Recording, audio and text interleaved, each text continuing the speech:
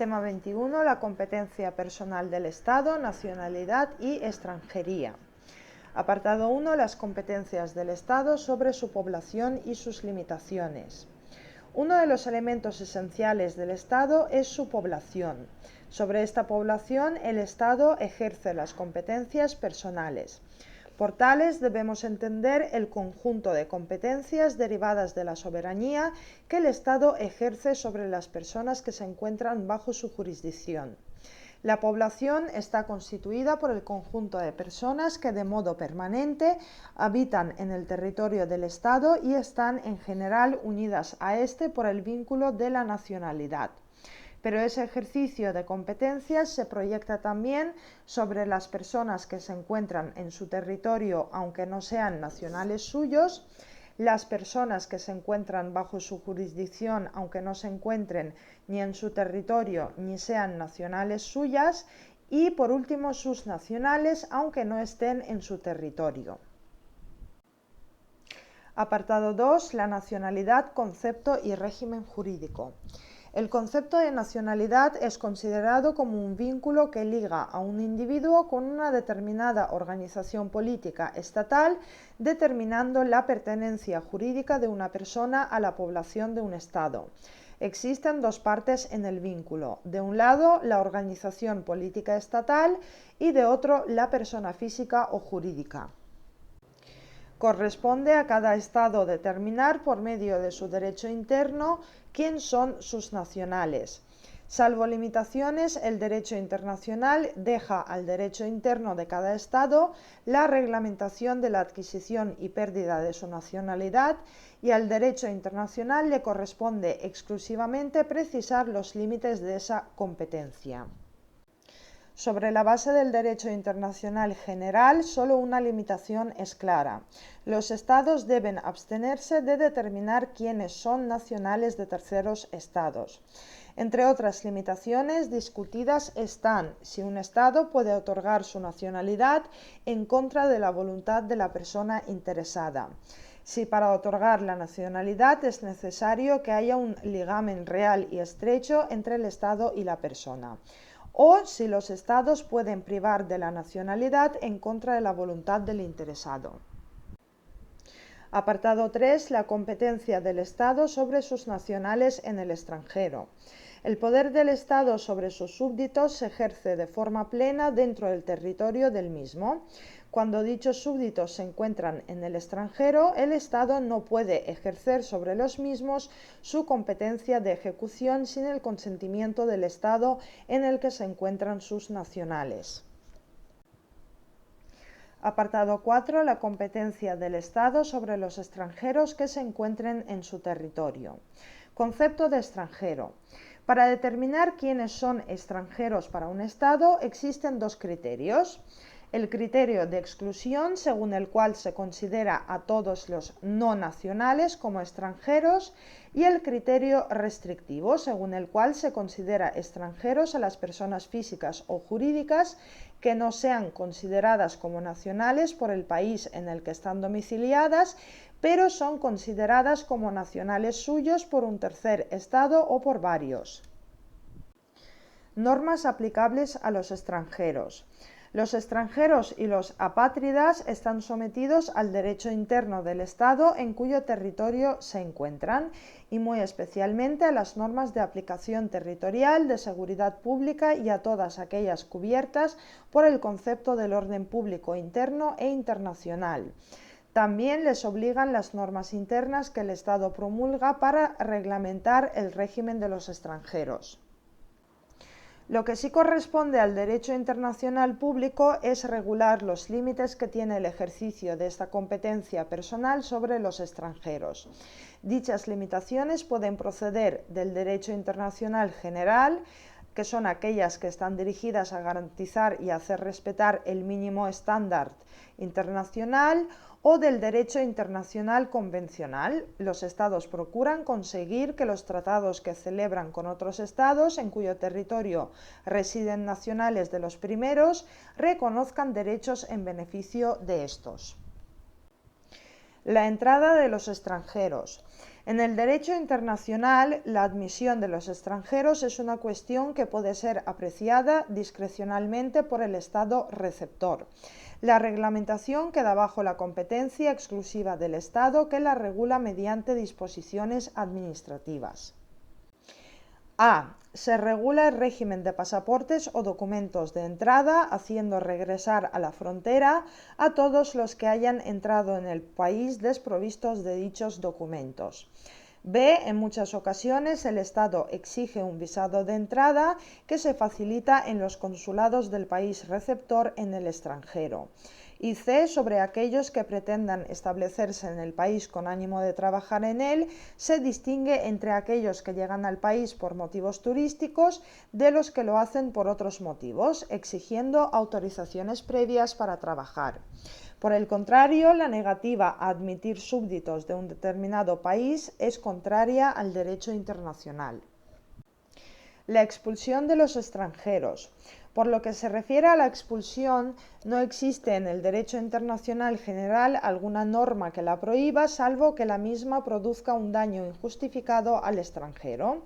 Existen en la mayoría de los ordenamientos jurídicos normas que reglamentan la expulsión y el Estado puede incurrir en responsabilidad internacional por expulsiones arbitrarias basadas en decisiones de las autoridades internas.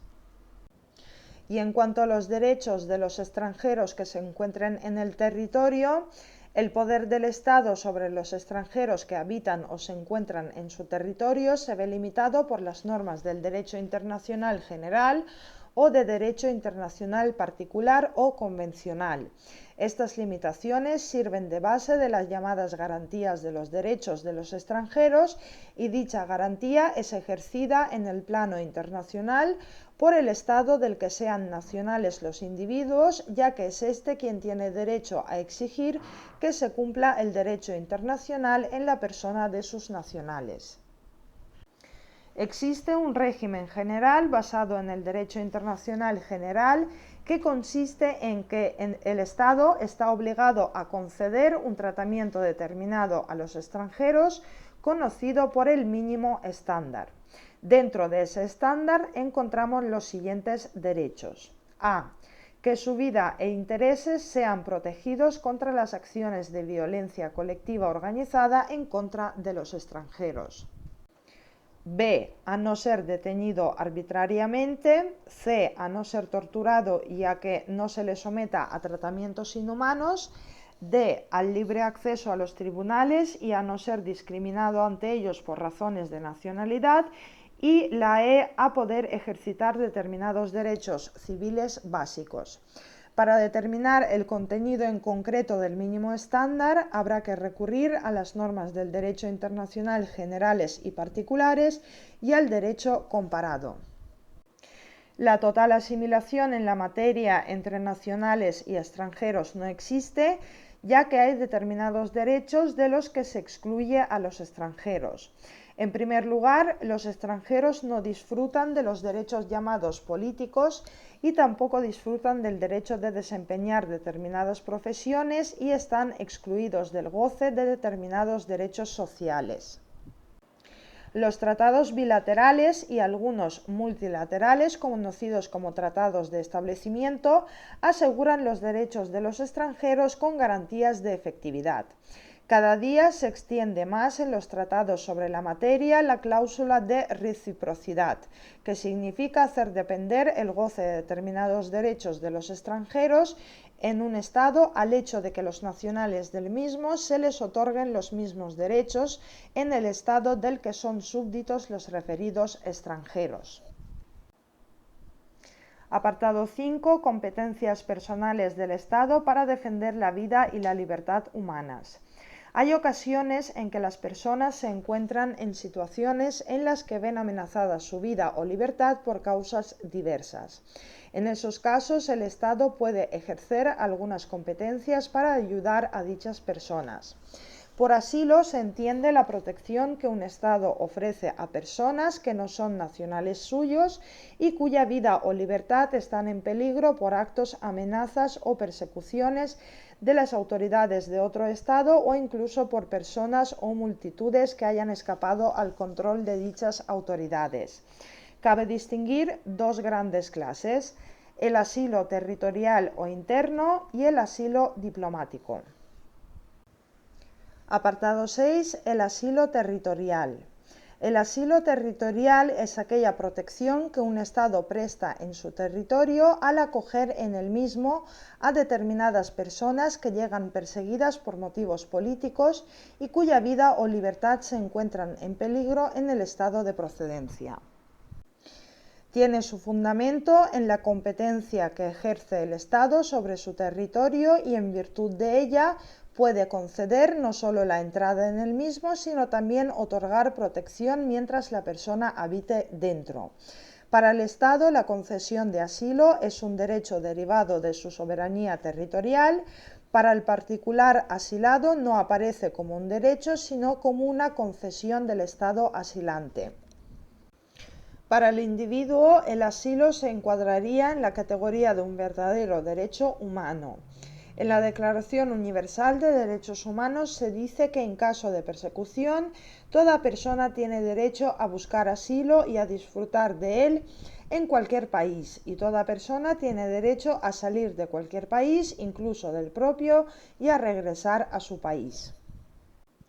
La Asamblea General aprobó la Declaración 2312 sobre el asilo territorial y estableció las líneas generales del asilo territorial.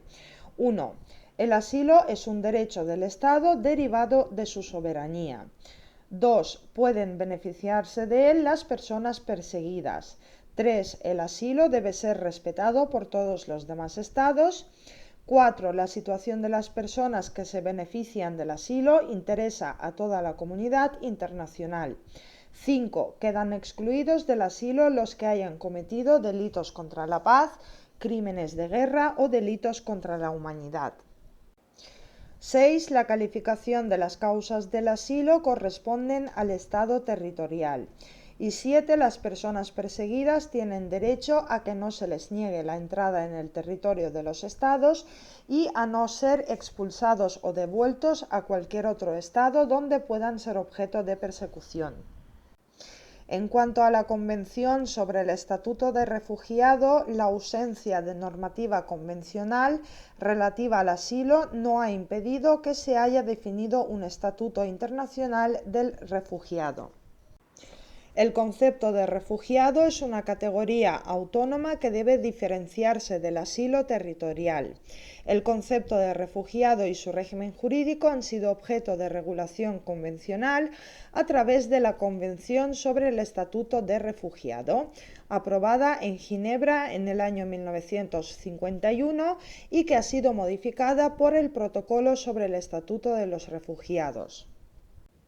La Convención de Ginebra define al refugiado como aquella persona que, debido a fundados temores de ser perseguida por motivos de raza, religión, nacionalidad, pertenencia a un determinado grupo social u opiniones políticas, se encuentre fuera del país de su nacionalidad y no pueda o no quiera regresar a él.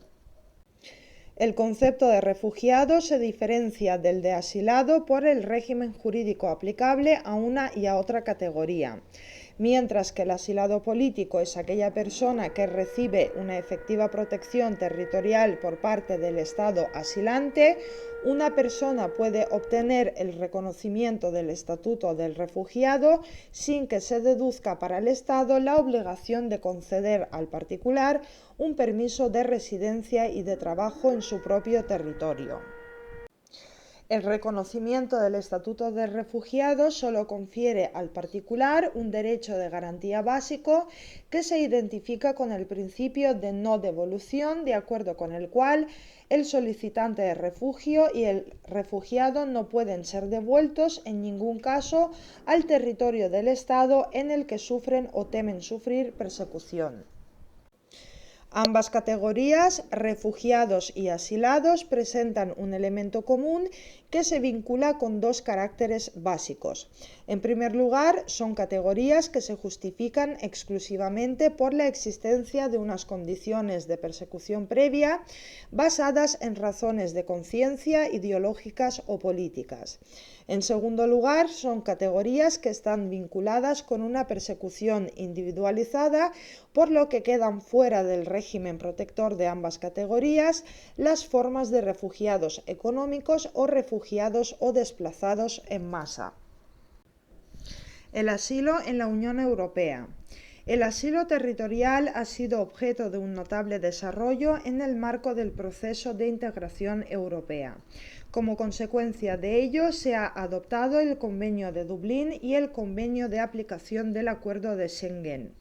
Ambos convenios perseguían una finalidad: identificar al Estado que debería examinar la solicitud de asilo conforme a su derecho interno, con el fin de evitar las solicitudes múltiples que se presentan en más de un Estado, y los refugiados en órbita que son sucesivamente enviados de un Estado a otro sin que ninguno examine su solicitud. Dichos convenios generan un nuevo concepto de asilo, entendiéndolo como la protección territorial que un Estado miembro presta a un individuo que es perseguido por los motivos contemplados en la Convención de Ginebra sobre el Estatuto de los Refugiados de 1951. Así pues, se reduce el concepto de asilo, que solo puede concederse por las causas estipuladas en la Convención de Ginebra.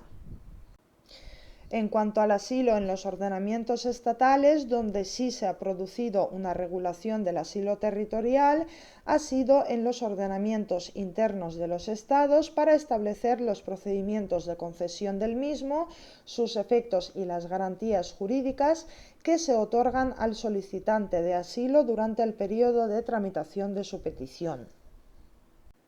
Por lo que se refiere a España, se aprobó la Ley 5/1984, reguladora del derecho de asilo y la condición de refugiado, en la que se reconoce a los extranjeros el derecho a solicitar asilo en nuestro territorio, siendo el Gobierno el que, una vez conocidas las circunstancias del solicitante y del país perseguidor, decidirá sobre si se concede o no tal solicitud.